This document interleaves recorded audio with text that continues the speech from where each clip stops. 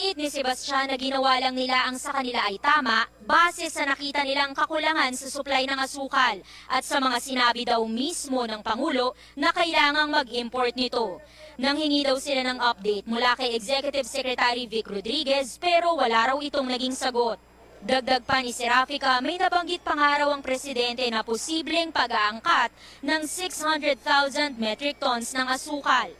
Pinabulaanan naman niya ni Rodriguez nang humarap siya sa mga senador matapos muntik nang masabina noong Martes.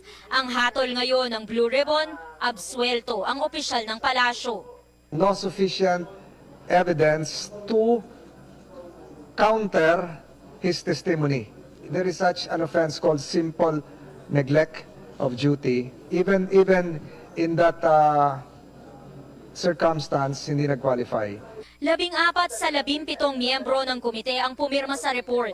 Nag-dissent si Senadora Risa Hontiveros. Anya, tila nilaglag si Sebastian at iba pang opisyal. Dahil daw sa sinapit nito, ilag na ang ilang opisyal ng Agriculture Department na pumirma ng mga dokumento sa takot na ma-Sebastian sila. Maglalabas daw ang minorya ng hiwalay na findings. There were people who were persistently asking for approval, decision, or feedback. Persistently. And their requests for information or advice or decision were purposely not replied to, not responded to. You want them to go to jail? I mean, mas forgiving po ako ngayong dito. Sa Lunes, inaasahang tatalakayin sa plenaryo ang committee report. Pero ayon kay Blue Ribbon Chairman Francis Tolentino, pwede pa raw itong mabago, depende sa takbo ng debate at magiging boto ng mga senador. Amor Santos, CNN Philippines.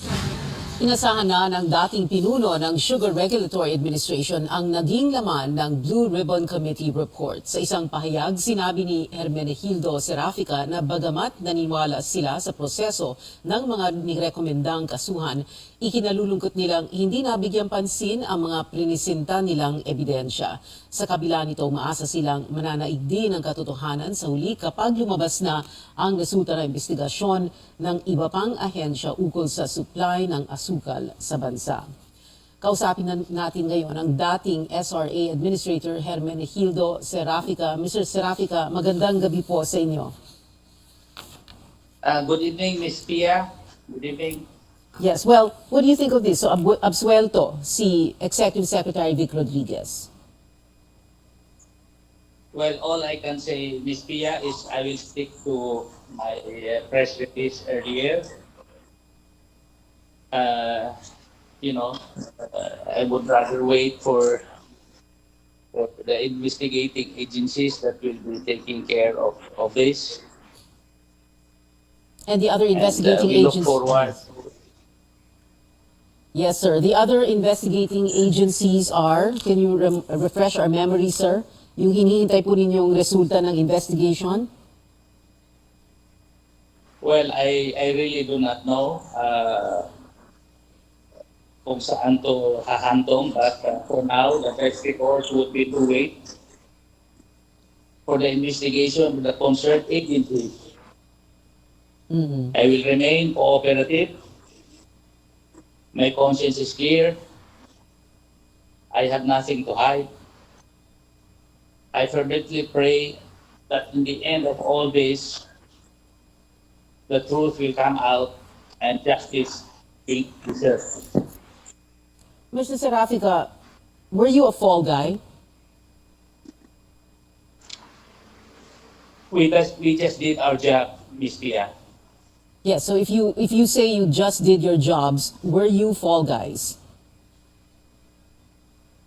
I would not like to comment on that, Ms. Pia. How come? But ayaw niyo pong mag-komento doon? What matters is we presented the facts and data from SRA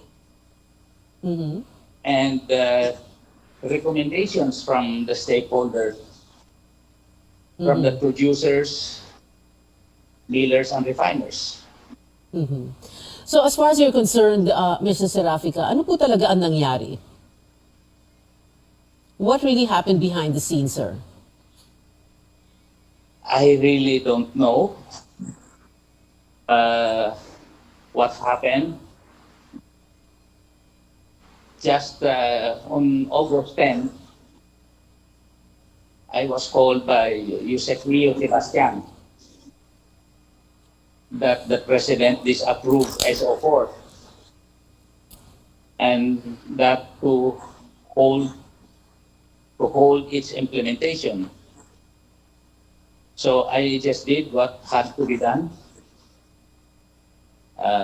Remove the SO4 from the website, hold the publication through PDI, Philippine Daily Inquirer, and the following day, I had it removed from the new Pilo Center Okay. Well, sir, to follow the instructions from Sir, bukod sa maghihintay po kayo ng investigasyon ng ibang ahensya at yung resulta ng investigasyon na yan, what else are you going to do? What other moves will you do para ma-counter itong Senate Blue Ribbon Committee report that recommends charges against you? Well, if you read my statement, we submitted voluminous documents,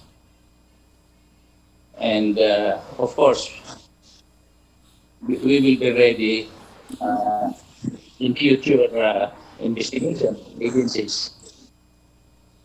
How do you see this controversy being resolved, sir? Ending or being resolved? What do you think is going to happen in the end?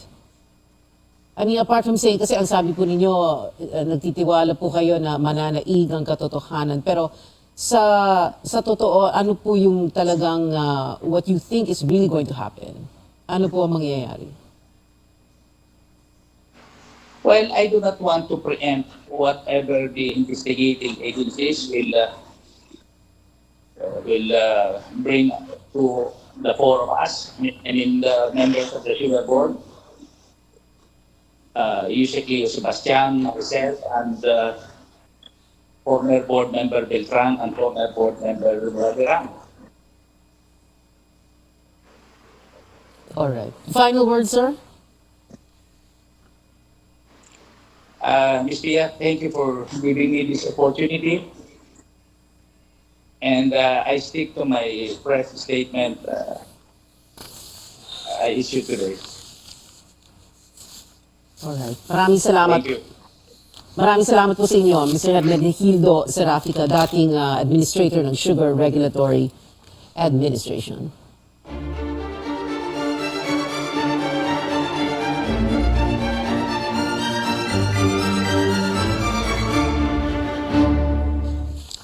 Humakot ng mahigit 800 billion pesos na halaga ng investment commitments ang Pilipinas mula sa state visits ni Pangulong Bongbong Marcos. Pumirma ang mga kinatawan ng ahensya ng Pilipinas ng 22 letters of intent at memorandum of agreement mula sa Indonesian at Singaporean investors. Nakalaan ito para sa mga proyektong may kinalaman sa renewable energy, data centers, e-commerce, broadband technology, startups, government housing at agrikultura. Magpapatuloy ang gobyerno sa paghanap ng foreign investments para mapasigla pa ang ekonomiya ng Pilipinas. Narito ang payag ng Pangulo pagdating niya kagabi sa bansa.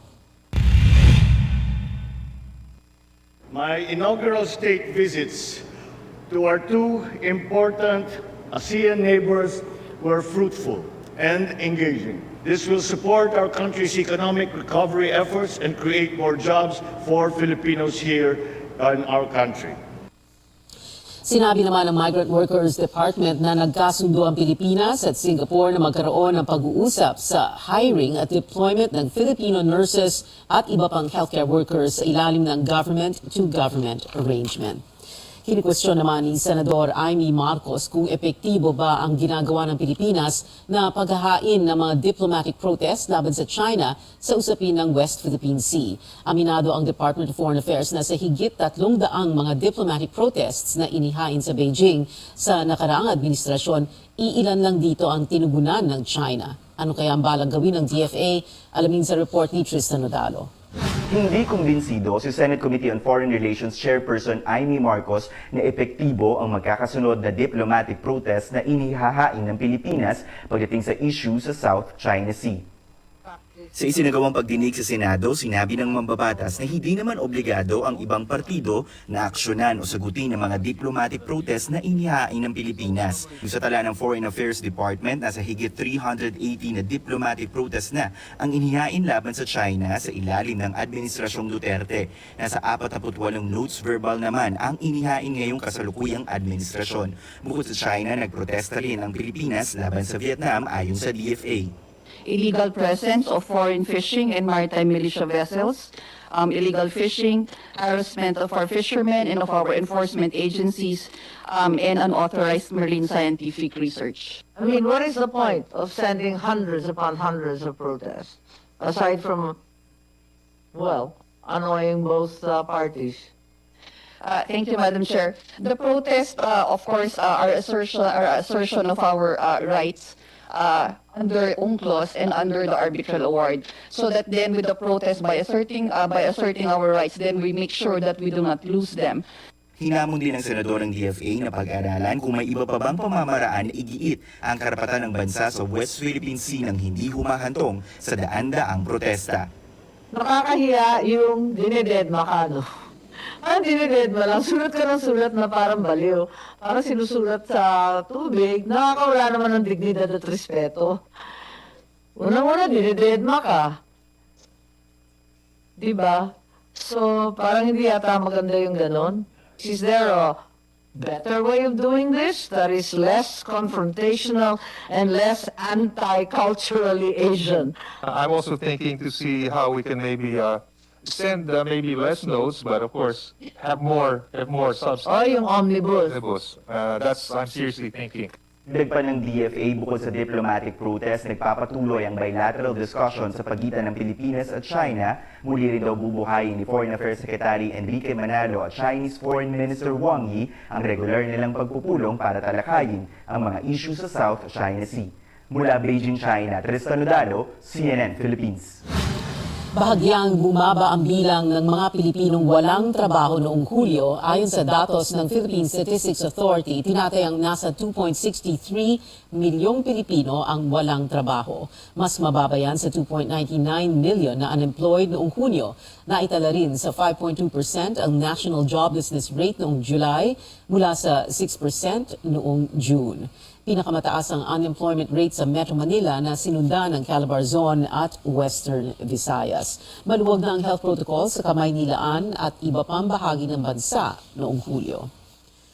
3 bata ang namatay sa sunog sa Barangay Obrero sa Quezon City kaninang madaling araw. Sa ulat ng Bureau of Fire Protection, 2 sa nasawi ay magkapatid, edad 5 at 7, habang ang isa ay ang 11 anyos nilang pinsan. Nakulong umano ang mga biktima sa ikatlong palapag ng kanilang bahay nang sumiklab ang apoy. 27 bahay ang natupok, mahigit 80 pamilya ang nawalan ng tirahan. Umabot sa unang alarma ang sunog na naapula bandang alas 3 kanina. Sa taya ng mga bumbero, nasa mahigit 100,000 piso ang napinsala sa sunog. Nasunog din ang isang bodega ng sigarilyo sa Nangka sa Marikina City kanina.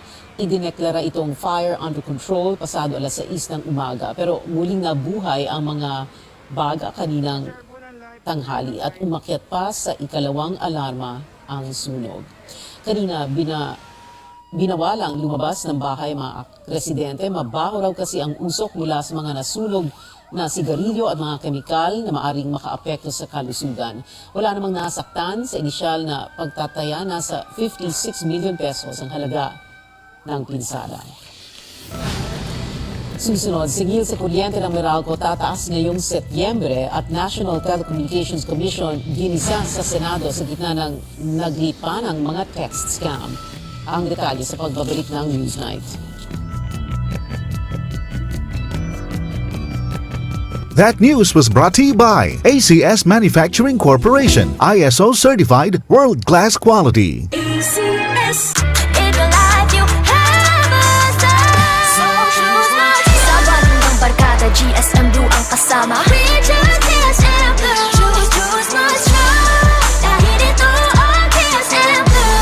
responsibly. Para sa sinina nga ka-bloom sa kahumot, suwayi ang Charm Fabric Conditioner. Charm Fat-Con, bangong kumaga-bloom. Charm Fat-Con, gamit ay may bango ng salibong bulaklak. Charm Fabric Conditioner. Dunay Stay Fresh Technology. Sinina nga ka-bloom sa kahumot. Charm Fat-Con, bangong kumaga-bloom. Charm Fat-Con, gamit ay may bango ng salibong bulaklak. Charm Fabric Conditioner. Manufactured by ACS Manufacturing Corporation. ISO certified, world-class quality. ACS. Pride Bar. Dili lang puti. Kisla puti. Pagilabhan sa Pride Bar Blue, ang puting sinina mahimong Mas puti ito, mas puti ito, mas puti ito. sa Pride Bar Blue, pwedeng dili na ko magtina, anyel o bleach. Kaya ang Pride Bar Blue, dunay power whitener nga sa kumsum sa matag hibla, mao nga sinina, kisla puti ug humok pa sa kamot. Mas puti ito, mas puti ito, mas puti ito. Pride Bar Blue with power whitener. Dili lang puti, kisla puti. Pride Bar, manufactured by ACS Manufacturing Corporation. ISO certified, world-class quality. ACS. Sa Pride Anti-Bac Detergent, limpyo ang nilaban, knockout ang bakterya. Stop ang germs sa Pride with Antibac. Linis ang labada, knockout ang bakterya. Ang Pride Anti-Bac adunay germ knockout action. Kills 99.9% of germs sa biste sa pamilya. Stop ang germs sa Pride with Antibac. Linis ang labada, knockout ang bakterya. Pride Anti-Bac Detergent. Manufactured by ACS Manufacturing Corporation. ISO certified, world-class quality. ACS. Sa panahon ngayon, kau ba'y sigurado? Kau ba'y protektado? Ang pamilya ay i-shield mo. Laban sa bakterya, I-shield mo. laban ng antivirus. I-shield mo. Shield Bath Soap. Patay ang 99.9% of bacteria and virus tested. Bilib ang mga eksperto sa Philippine Nurses Association. Sa sakit protektado, I-shield mo. pamilya protektado. I-shield mo. Shield Bath Soap. Manufactured by ACS Manufacturing Corporation. ISO certified, world-class quality. ACS. Ang buhay ay masaya pag ang hugasin ay easy, lalo na sa masebong kaldero at kawali. Kaya mag-Smart Dishwashing Paste, pang heavy-duty hugasin. Ang galing, galing, galing. Smart. Yan ang Smart Dishwashing. May double tanggaling formula, tanggal galingan sebo at bakterya. Kaya ang Smart #1 Dishwashing Paste. Ang galing, galing, galing. Smart. Yan ang Smart Dishwashing. Smart Dishwashing Paste, manufactured by ACS Manufacturing. ISO certified, world-class quality. ACS. Ito ang RPN, Radio Philippines Network, DXKT 1071 sa inyong mga radyo, ang Radyo Ronda sa Davao. Taripa ay 9 pesos at 94 centavos kada kilowatt hour na, o halos 40 sentimo na dagdag. Kung kumukonsumo ka ng 200 kilowatt hours kada buwan, dagdag na 78 pesos ang iyong bayarin. Ang dahilan, tumaas ang generation charge dahil sa mahal pa ring langis at mahinang piso. Pag tiningnan ninyo ang Meralco bill ninyo, higit sa 50% ng bayarin ay nakakarga sa generation charge. If the peso stays where it is, everything else the same, then we will feel an increase in the generation charge. Yung IPP as a group of suppliers, 98% of their cost is dollar denominated. Yang mahal na coal na gamit sa kuryente at mahinang piso ang dahilan din kung bakit nagpetisyon ang power producer na San Miguel at Meralco na payagan silang itaas ang singil. Lugi kasi ang San Miguel sa pagpapatakbo ng Sual Coal Plant sa Pangasinan at Ilihan Natural Gas Power Plant sa Batangas. Ang hiling nito sa Energy Regulatory Commission, itaas ng 30 centavos kada kilowatt hour na babayaran ng installment sa loob ng 6 na buwan. May supply contracts ang San Miguel Power Producers na South Premier Power at San Miguel Energy sa Meralco. Kapag hindi naaprubahan ang rate hike, tatapusin ang mga kontratang ito simula Oktubre. Ayon sa Meralco, maayos man ang regulator ang gusot, sa mataas na presyo ng kuryente, ang consumer wala pa ring lusot. As Meralco presented before the regulator and in the recent hearing, we believe that preserving the existing PSAs with two San Miguel plants will be the least cost option for our consumers. May inihanda ng emergency supply contracts ang Meralco pero ang nais nito'y huwag sana putulin ang supply contract dahil mas mura ito para sa consumer. Umaasa ang Meralco na dedesisyonan ng ERC ang petisyon bago mag-Oktubre. Lois Calderon, CNN Philippines. Naging mainit ang simula ng investigasyon ng Senado hinggil sa paglaganap ng text scams. Alamin natin ang detalye live mula sa aming correspondent Carrie Cater. Carrie? Pia, gisado ang National Telecommunications Commission sa pagdinig ng Senate Committee on Public Services kanina. Kwinestyon ni Senador Grace Poe ang kulangan umano ng aksyon sa lumalalang text scams. Sa milyon-milyon daw kasing nagrereklamo, 3 text blasts lang ang ginawa ng NTC. Nasa 800 spam complaints ang natanggap ng komisyon at lahat daw ng mga number na ito ay nakablock na. Pero hirit ni Poe, tila pinapasa pa ng NTC ang trabaho sa mga telco para sa sinasabi nitong blocking software. The only thing that NTC has really been doing is public information. Parang ganun lang kayo yung PR, kayo lang yung nagbibigay ng warning sa publiko. Parang sinasabi nyo, responsibilidad yan ng telco. Samantala, sa initial findings ng National Privacy Commission, karamihan sa mga na-leak na personal information ay galing umano sa payment at messaging applications. Hindi pa inaalis ang posibilidad ng data breach pero malabo raw ito sa ngayon. Tinitingnan din ng NPC kung may kapabayaan sa security measures. Ilan sa mga posibleng data source ay yung messaging platform na Viber, mobile payment app na GCash at online groups. Tiniyak ng Information and Communications Technology Department na pinapaigting nito ang digital response capabilities. Nakikipag-usap na nga raw ang ahensya sa Singapore at ibang technologically advanced na bansa. Pinatitibay na rin ng GCash ang kanilang security measures. Sinimulan na nitong mag-sensor ng ilang letra sa first name ng mga subscriber na padadalhan ng isang user. Pia? Carrie, bukod sa GCash, ano naman ang sabi ng ibang mga telco? May security measures din ba sila? Oo, Pia, gusto nga raw ng Globe at Smart na magkaroon sana ng activation ng SIM. Kapag bumili ka ng SIM card, kailangan mo munang mag-register sa isang platform para magamit ito. Yan ay kung sakaling maipasa yung tinatawag na SIM Card Registration Act. Sang-ayon naman si Poe sa suggestion, isa si Poe sa mga naging biktima ng text scams na senador. Balik sa'yo. SIM card registration, ang tagal ng pinag-uusapan yan. Carrie Cater nag-uulat ng live mula Senado.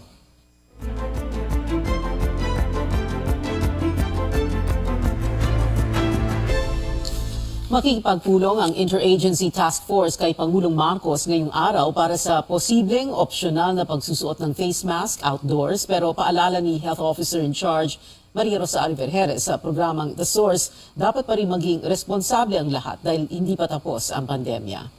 The virus is still here. This is the time that we really need to have this individual responsibility for each of or every Filipino na alam natin kung paano natin i-assess ang risk natin.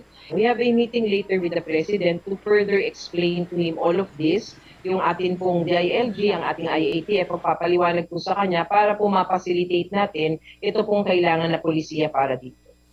Sa ilalim ng panukala, gagawin ng voluntaryo ang paggamit ng face mask sa open spaces o outdoors pero mandatory pa rin ang face mask sa pampublikong transportasyon. Nagpasalamat naman si Cebu City Mayor Michael Rama sa rekomendasyon para sa voluntaryong paggamit ng face mask tulad sa kanilang lungsod. Aniya, hihintayin nila ang opisyal na direktiba ng gobyerno hinggil dito para matalakay at magkaroon din ng unified policy sa lalawigan ng Cebu. Kinumpirma ng Philippine Airlines na positibo sa monkeypox ang isa nilang pasahero. Sakay siya ng Flight PR300 noong Lunes, September 5, na may rutang Manila patungong Hong Kong. Ayon sa PAL, inabisuhan nila ang mga pasahero na bantayan ang kanilang kalusugan at kumonsulta sa doktor sakaling may sintomas. Nakipag-ugnay na rin ang PAL sa health authorities ng Pilipinas at Hong Kong. 4 ang kaso ng monkeypox ang naitala ng DOH sa bansa, 2 riyan ang gumaling na. Umabot na sa 233 ang bilang ng mga namamatay mula sa rabies ngayong taon. Mula Agosto 14 hanggang 20, 3 ang namatay sa bansa dahil sa virus. Nasa 19% ang itinaas ng mga kaso kumpara noong nakaraang taon. Ang mga bagong kaso na itala sa Calabar Zone, Mimaropa at Metro Manila. Ang rabies ay isang viral disease na naipapasa sa tao sa pamamagitan ng kagat o kalmot mula sa hayop na apektado nito tulad ng aso at pusa. Bagamat nakamamatay, kaya naman daw maagapan ito. Inaabisuhan ng Health Department ng pet owners na bigyan ng anti-rabies shot ang kanilang mga alaga kada 3 taon. Mga balita sa ibang bansa, nahuli na ang ikalawang suspect sa mass stabbing sa Saskatchewan, Canada. Matatandaang 10 ang patay at 18 ang sugatan sa krimen. Ayon sa mga otoridad doon, wala nang banta sa seguridad ng publiko sa pagkakaaresto ng suspect. Natagpuan kasing patay ang isa pang suspect 1 araw pagkatapos ng pag-atake. Naharap sa mga kasong first-degree murder at attempted murder ang nahuling suspect.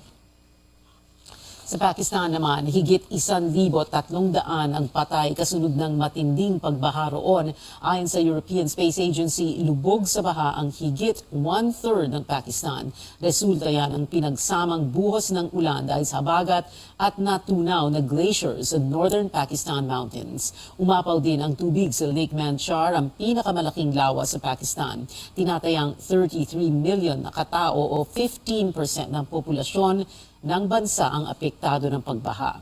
Nagpaabot na ng relief goods ang pamahalaan ng Pakistan. Susunod, pang ilang panalo na para sa ibang San Miguel players ang PBA Philippine Cup crown, pero para sa mga bagong salta sa team, naging oportunidad ang torneo para patunayan ang kanilang sarili. In my whole life, like I never won a state championship or like a national championship or nothing in college or nothing like that. So this right here really means a lot, and to win it with my brothers, it's just a great feeling to be called a champ. At ang pinakahuling ulat tungkol sa Tropical Storm Inday at kung saan posibleng umulan dahil sa buntot nito. Ang balitang panahon sa pagbabalik ng Newsnight. That news was brought to you by ACS Manufacturing Corporation, ISO certified world-class quality. ACS, para di madaling masira ang ngipin ng pamilya, ngayon pa lang. Unique toothpaste for brushing every after kumain. Dahil ang unique toothpaste, may Max Protect formula. Ngipin ay Max Alaga, Max Protektado pa. Helps stop cavities even before they start, while keeping breath fresh with regular use. Unique toothpaste for brushing, para siguraduhin ngipin ay Max Alaga, Max Protektado pa. Unique Max Alaga, Max Protektado with unique toothpaste maximum fluoride protection. Manufactured by ACS Manufacturing. ISO certified world-class quality. ACS. Boom, papaya, white rose papaya, yeah, yeah, yeah. Boom, puti ka in 7 days, oh yeah, yeah, yeah, yeah, yeah, yeah. White rose papaya. New White Rose Papaya na ay double whitening sa papaya extracts and vitamin B3. Clinically proven yung makaputi in as early as 7 days with regular use. Boom, puti ka, white rose papaya, yeah, yeah, yeah, yeah, yeah. Papaya puti, papaya fast. White Rose Papaya with vitamin B3. Manufactured by ACS Manufacturing Corporation. ISO certified world-class quality. ACS. Pride Bar, dili lang puti, kisla puti. Pagilabhan sa Pride Bar Blue, ang puting sinina mahimong Mas puti ito, mas puti ito, mas puti ito. sa Pride Bar Blue, pwedeng dili na ko magtina, anyel o bleach. Kaya ang Pride Bar Blue, dunay power whitener nga sa kumsum sa matag hibla, mao nga sinina, kisla puti ug humok pa sa kamot. Mas puti ito, mas puti ito, mas puti ito. Pride Bar Blue with power whitener. Dili lang puti, kisla puti. Pride Bar, manufactured by ACS Manufacturing Corporation. ISO certified, world-class quality. ACS. Sa panahon ngayon, kau ba'y sigurado? Kau ba'y protektado? Ang pamilya ay i-shield mo. Laban sa bakterya, I-shield mo. laban ng antivirus, I-shield mo. Shield That Soap. Patay ang 99.9% of bacteria and virus tested. Bilib ang mga eksperto sa Philippine Nurses Association. sa sakit protektado, I-shield mo. pamilya'y protektado, I-shield mo. Shield That Soap. Manufactured by ACS Manufacturing Corporation. ISO certified world-class quality. para di madaling masira ang ngipin ng pamilya, ngayon pa lang. Unique toothpaste for brushing every after kumain. Dahil ang unique toothpaste, may Max Protect formula. Ngipin ay Max Alaga, Max Protektado pa. Help stop cavities even before they start, while keeping breath fresh with regular use. Unique toothpaste for brushing para siguraduhin ngipin ay Max Alaga, Max Protektado pa. Unique Max Alaga, Max Protectado with unique toothpaste maximum fluoride protection. Manufactured by ACS Manufacturing. ISO certified world-class quality. ACS. Ito ang RBN, Radio Philippines Network. DXKT 1071 sa inyong mga radyo. Ang Radyo Ronda sa Davao. Resulta ng investigasyon ng iba pang ahensya ukol sa supply ng asukal sa bansa. In my presentation, what nasa rin? Represent? Okay. Ibinasura ng Senate Blue Ribbon Committee report ang hiling ni dating DBM Procurement Service Head Lloyd Christopher Lau para sa clearance na magtatagal sana sa kanya sa Immigration Lookout Bulletin. 10 ang bumoto para i-deny ang request ni Lau. 5 ang sumang-ayon, 2 nag-abstain. Ikinatuwa naman ni Senadora Risa Hontiveros ang desisyon. Hindi raw pwedeng may shortcut sa pagpapawalang sala kay Lau, gayong sangkot siya sa mga kontrobersya ng pamunuan niya ang PS-DBM. Ngayon naman, dawit ulit siya sa umano'y overpriced at outdated na mga laptop na binili ng PS-DBM para sa Department of Education. Nagsabi na raw noon si Lau na pupunta siya sa hearing ng Senado pero hanggang sa ikalawang pagdinig nitong Huwebes, dumalo lang siya online. Sa hearing, kinwestiyon ni Senador Alan Cayetano kung bakit may mga regional director na nakatanggap ng laptop gayong marami ang mas nangangailangan nito. Sinabi ni Senador Win Gatchalian na hindi sulit ang 69 million pesos na service fee na ibinayad sa PS-DBM dahil sa palpak na trabaho nito. Depensa naman ng DepEd, nakatipid pa nga ito. As a finance practitioner, we don't only look at the absolute amount. Right now, 69 million is really big, but we have to go back to the percentage. And as mentioned by the Executive Director of PS-DBM, they usually charge 5%. But for this MOA, we really haggled and negotiated for a 3%. That's why naka-save na po kami rito ng 2% pa. Dagdag pa ni Yusek Sevilla, hindi na nila nabusisi ang procurement dahil ang mga direktor nila na miyembro rin ng Bids and Awards Committee abala na raw sa blended learning. Abiso sa GCash users, may ilang pagbabago sa kanilang Express Send feature at notification. Itinago na ng Electronic Mobile Wallet Company ang ilang letra ng first name ng recipient kapag magpapadala ng pera. Sa gitna yan ang nagkalat na text scams na may pangalan ng subscriber. Binago rin ang sistema sa confirmation. Kung dati nagpapadala ang GCash ng text message via SMS, ngayon mismong sa application na makukumpirma kung matagumpay ang inyong transaction. Hakbang daw yan para mapagbuti ang seguridad ng kanilang users. Kausapin naman natin ngayon ang Chief Information Security Officer ng GCash, Anton Bonifacio. Anton, good evening. Thank you very much for joining us tonight. So what have you done? Can you explain that, yung username anonymity?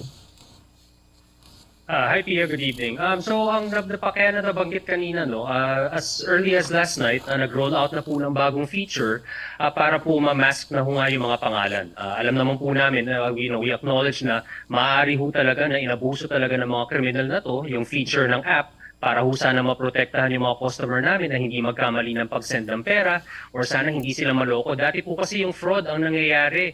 Magpe-pretend po yung mga fraudster na loved ones, tapos son sasabihin nila ito yung number, padala niyo po sa amin. So syempre pag hindi po klaro yung pangalan, madaling maloko. So although we do understand that given the abuse of these criminals recently, all of these spammers and scammers, we probably do have to put in some of these interim measures para nga ho hindi na ma-harvest yung mga pangalan. Of your, how many users do you have? How many GCash users? 66 million currently for GCash, and then of course for Globe, is also a significant amount. Okay, 66 million for GCash, yung mga users. Of this number, meron ba kayong data, Anton? How many of these users have been affected by this? In other words, nakatanggap ng text message showing yung GCash name nila? So on the telco side, at least for the Globe side, because we're the ones that are managing also all of the spam messages, lahat po na nabo-broadcast niya yan. Right now, we don't have a specific number as to how many of these messages with names have come out. But what we have currently year to date, January to July, is we've blocked over already 784 million scam and spam messages. So at least specific to this campaign, it's still ongoing. Ongoing pa rin yung investigations. We're working very closely with the National Privacy Commission, and at the same time, we're actually working very closely with the other telcos so that sana po talaga mahanap na talaga itong mga kriminal na gumagawa nito. 784 million spam and scam messages. Yung 784 million, busy sila, no? Yung 784 million na yan, of that number, ilan yung may pangalan? Because lately lang ito nangyari, yung lumalabas yung mga pangalan eh. Correct. Lately lang. Unfortunately, Pia, hindi pa namin nasi-sift through. So ongoing pa. Yeah. In fact, sa August pa lang, marami pa din pumapasok. Just very quickly, in fact, in 2021, 1 billion messages yung na-block namin for the whole year. So ngayon, January to July pa lang, 784 million na. So talagang nag-increase po talaga itong mga modus na to. And of course, well, to remind our viewers and to remind ourselves, hindi lang naman yung GCash name, no? Pati yung names ng subscribers for both Smart and Globe, by the way. Now, Anton, of course, you're going to say, no, the leak didn't come from GCash. So, saan galing? Kaya, how did they get their, in other words, how did they get their hands on subscriber names? I think, Pia, it's a matter of semantics. I think napaka-importante na we make the distinction na hindi po talaga siya leak, no? Talagang kaya nga sa akin, ako personally, I like to call it an abuse. Because not just for GCash, but for Viber. In fact, there were, tech experts this morning, Art Samaniego specifically, that demoed to us how they did it. Ang ginagawa talaga is parang parang bot. They plug the phone to a software, tapos nun it mimics actions of a human na para siya magsasend ng money. Kasi di ba sa GCash, pag nag-send money ka, dun lalabas yung first name and then the first letter of the last name.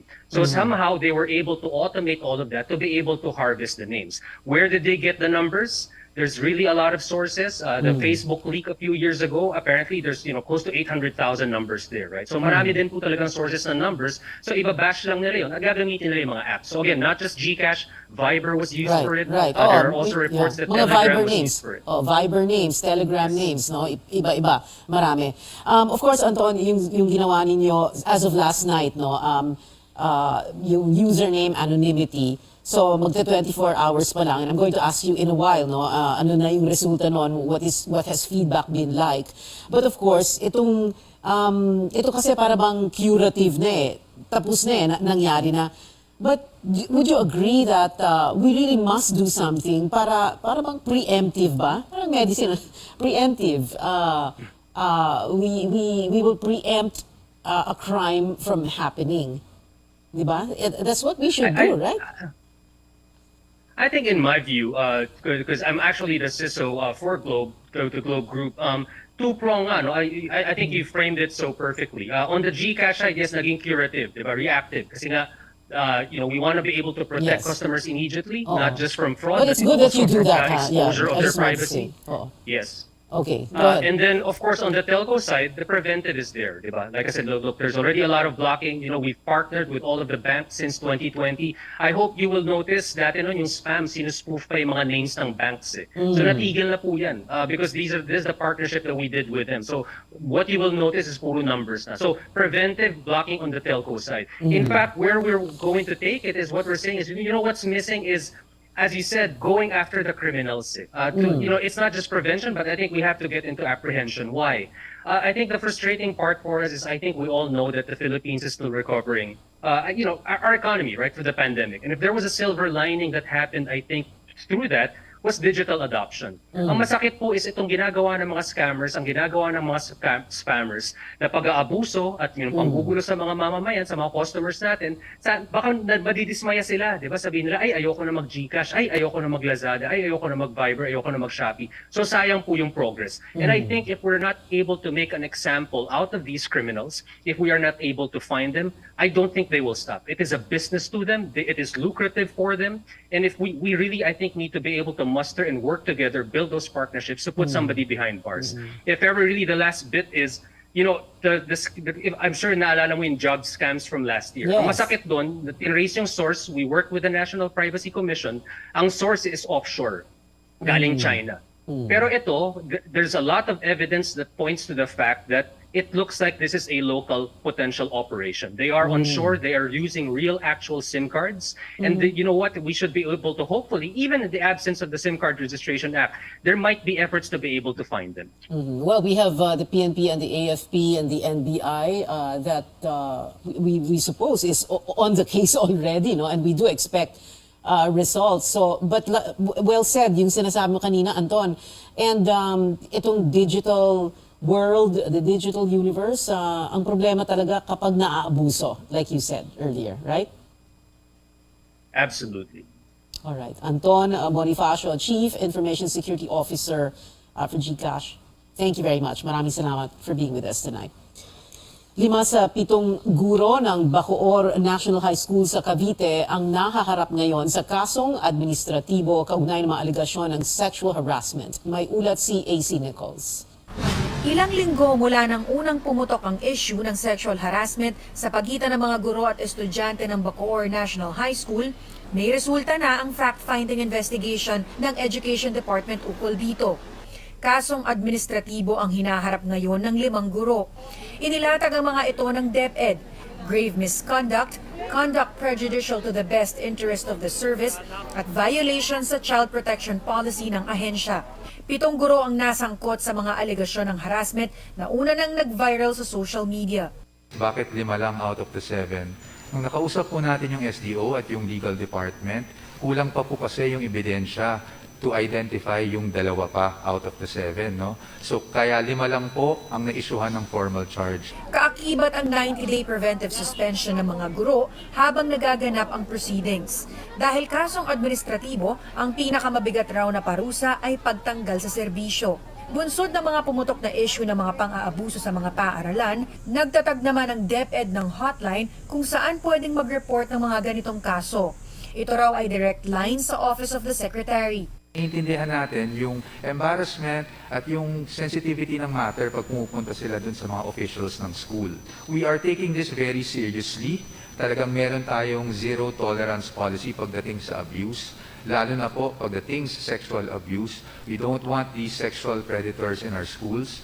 Maaaring magpadala ng mensahe sa depedabusereport@gmail.com o tumawag sa mga numerong ito. Hinihikayat ng DepEd ang sino mang bata na nakaranas ng kahit na anong klase ng pang-aabuso sa paaralan na mag-report para mapanagot ang mga abusado.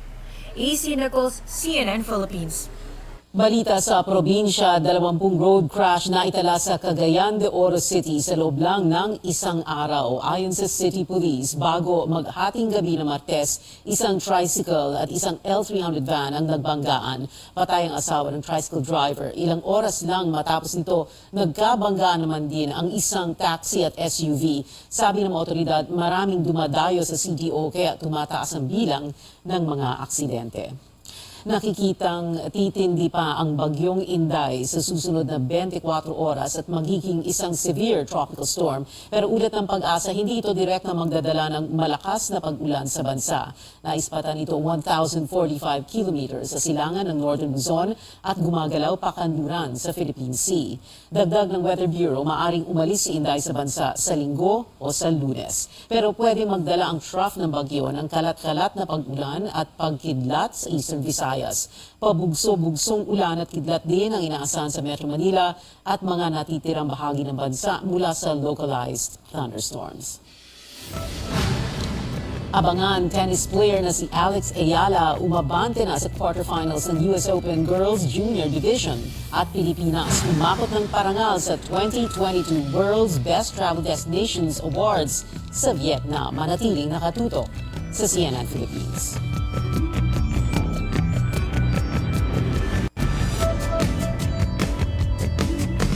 That news was brought to you by ACS Manufacturing Corporation, ISO certified world-class quality. ACS, it'll let you have a style. So choose not. Sa bagong barkada, GSM Blue ang kasama. We choose GSM Blue. Choose not strong.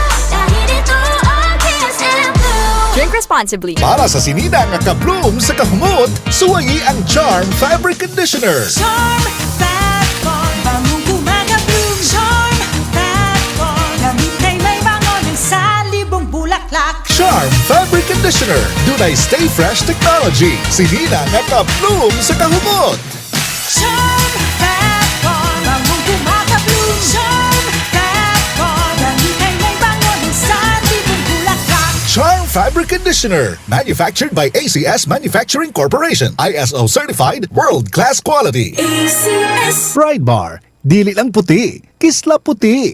Pagilabhan sa Pride Bar Blue, ang puting sinina mahimong Mas puti ito, mas puti ito, mas puti ito. sa Pride Bar Blue, pwedeng dili na ko magtina, anyel o bleach. Kaya ang Pride Bar Blue, dunay power whitener nga sa umsum sa matag hibla, mao nga sinina, kisla puti ug humok pa sa kamot. Mas puti ito, mas puti ito, mas puti ito.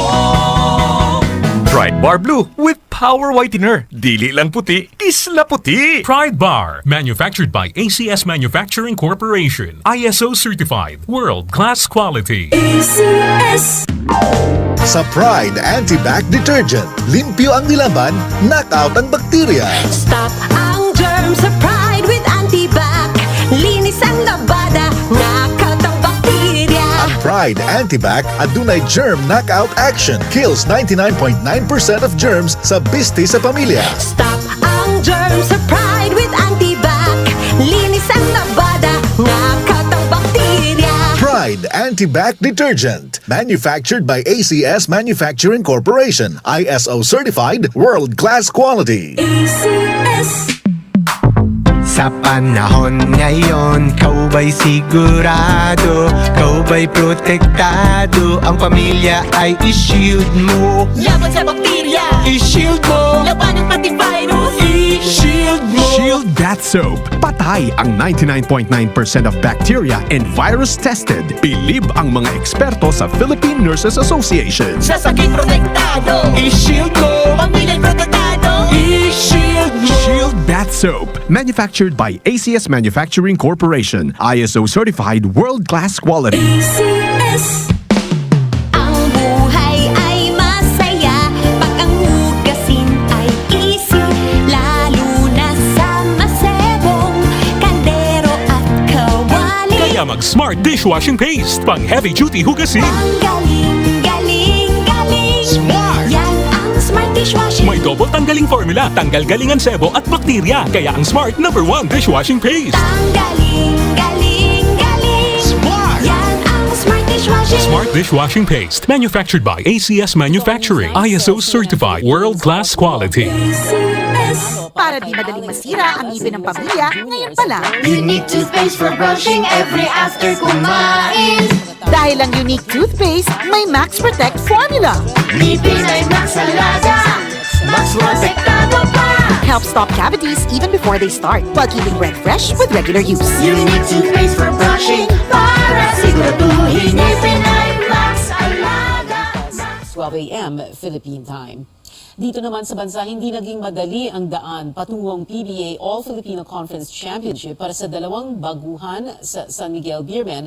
Sabi ni Jericho Cruz na sa simula, nasabihan siyang hindi naman siya paglalaruin dahil marami ng star players sa team. Pero gaya ni Simon Enciso na nakatanggap ng pambabash online, nagamit niya itong inspirasyon para patunayan ang sarili niya sa hardcourt.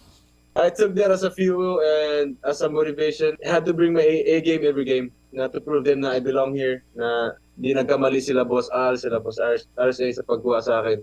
I think it's vindication for us. We hear that, we see that, you know, like they send us messages or whatever, or we see it on posts or whatever, even sometimes commentators or whatever.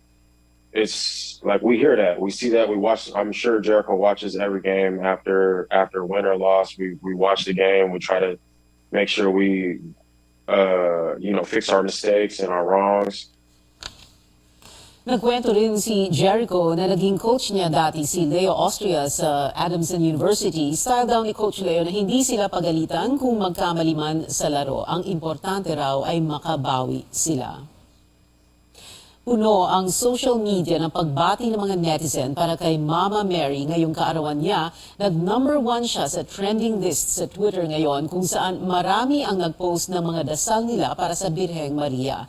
Ang ibang netizen nag-tweet tungkol sa pagiging mabuting ina ni Mama Mary na ang tanging birthday wish daw ay mas lalong mapalapit sa mga anak.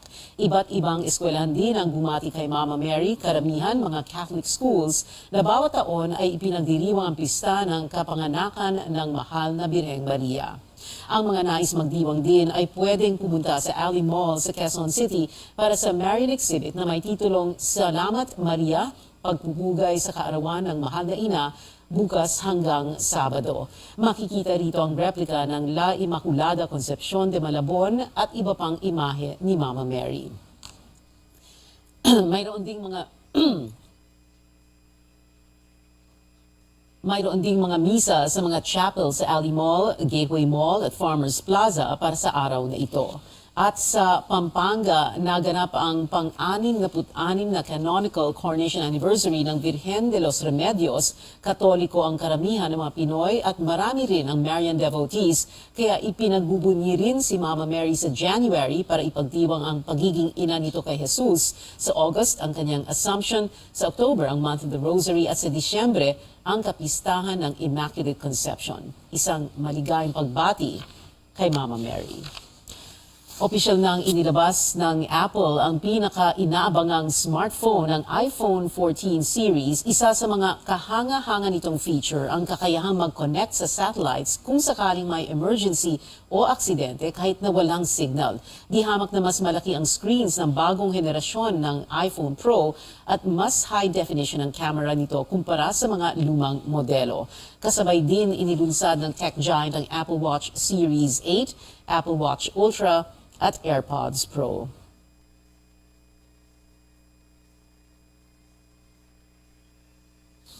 Magbabalik sa big screen ang tinaguriang star for all seasons na si Vilma Santos. Yan ay matapos ang 6 na taong pamamahinga mula sa showbiz. Sa isang post, excited na inanunsyo ni Direk Eric Mati ang dalawang proyekto ni Ate V. Taong 2016 pa ang huli niyang pelikula, ang Everything About Her kasama si Angel Locsin. 2 dekada nagsilbi sa gobyerno si Vilma bilang mayor ng Lipa, governor ng Batangas at representative ng 6th District ng Batangas. Heads up sa mga K-pop fans, magkakaroon ng Manila Mall shows ang K-pop girl group na Lapilus. Magaganap yan sa Market sa Taguig City sa Sabado at sa Ayala Mall's Fairview Terraces sa Quezon City naman sa Linggo. Pero bago yan, may live guesting Lapilus sa CNN Philippines. Panoorin sila bukas sa programang New Day, alas 6 ng umaga. Humakot ng parangal ang Pilipinas sa 2022 World Travel Awards na ginanap sa Vietnam nitong Miyerkules. Ikinatuwa ng Tourism Department ang back-to-back wins. Iginawad ang Asia's Leading Beach Destination Award sa South Beach sa Pagudpud, Ilocos Norte. Samantalang ang Tubataha Reef Natural Park ng Palawan ang nanalo bilang Asia's Leading Dive Destination. At ang Intramuros sa Maynila naman ang kinilala bilang Asia's Leading Tourist Attraction. Ang World Travel Awards ang tinaguri ang Oscars ng travel industry. May masusubaybayan ng palabas para sa science at tech fans dito sa CNN Philippines. Ipapakita ang iba't ibang innovation sa linya ng energy, sustainability, artificial intelligence at marami pa sa Saved by the Future na ipapalabas tuwing Huwebes. Mapapanood ang unang episode mamayang 8:30 ng gabi. Para naman sa gusto ng mag-revenge travel, pinapakita ng special documentary na ito kung paano pwedeng gawing mas eco-friendly ang paglalakbay mo. Subaybayan ang biyahe ng aming anchor na si Paolo Abrera sa Iceland sa One Small Act Presents Journey to Sustainability na ipapalabas bukas 6:30 ng gabi. At alamin ang kwento ng mga negosyong nagkakawanggawa